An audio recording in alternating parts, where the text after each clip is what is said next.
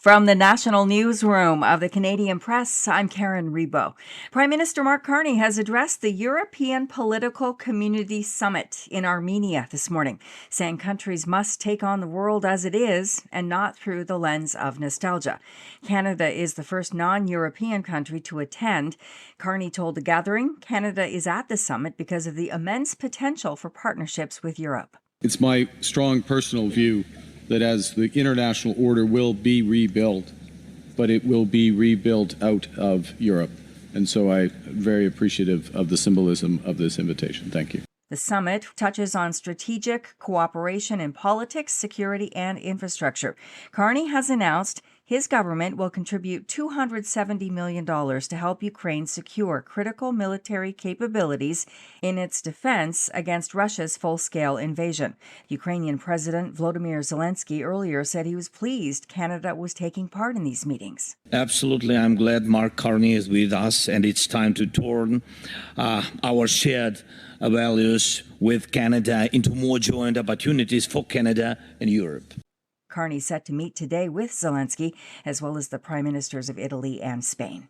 The U.S. said Monday it's ready to guide commercial ships through the Strait of Hormuz in a new effort to end the blockade wreaking havoc on the global economy. Today is the day the federal government executives are expected to start working in the office 5 days a week. Treasury Board announced the change to remote work rules back in February. It said all other federal public service employees under its purview will have to be in the office 4 days a week as of July 6th. Most public servants were told to work remotely at the start of the COVID-19 pandemic in March 2020. Federal unions have been fighting the back-to-office directives. Jason White, the Canadian Press. The Ontario Court of Appeal will hear Peter Nygard's appeal of his 4 sexual assault convictions and 11-year prison sentence today. The 84-year-old former fashion mogul was convicted in 2023 after multiple women came forward with allegations dating from the 1980s until the mid-2000s. A group of Alberta separatists gathering signatures to trigger a referendum on pulling the province out of Confederation is set to hand in its petition sheets today. And it's a Star Wars holiday, kind of. May the 4th is considered a pseudo-holiday for fans because of its punny resemblance to the movie series' iconic line, "May the Force be with you." Fans at the recent Calgary Expo were happy to share their love of the franchise. Cal Sporing says her family passed down their interest to her. My father is an incredible Star Wars guy. He took my mother to the opening of A New Hope, the very first Star Wars, as their first date. And Mom somehow still married him. This is the Canadian Press.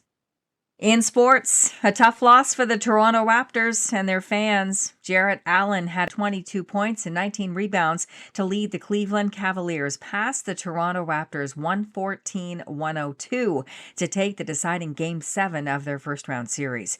Raptors guard R.J. Barrett of Mississauga, Ontario, was proud of a lot. How hard we play, also how hard we play, one, with having a lot of guys that literally had no playoff experience at all. Being down 1 starter, being down 2 starters. Cleveland advances now to play the Detroit Pistons. In the NHL playoffs, Alex Newhook's goal midway through the third snapped a tie and lifted the Montreal Canadiens to a 2-1 victory in Game 7 of their first-round NHL playoff series against the Tampa Bay Lightning. The only Canadian team left in the playoffs, the Habs advanced to round 2 to face the Buffalo Sabres starting Wednesday. From the Canadian Press, I'm Karen Rebo. Thanks for listening. Don't forget to follow and subscribe. For more of today's top stories, visit thecanadianpressnews.ca.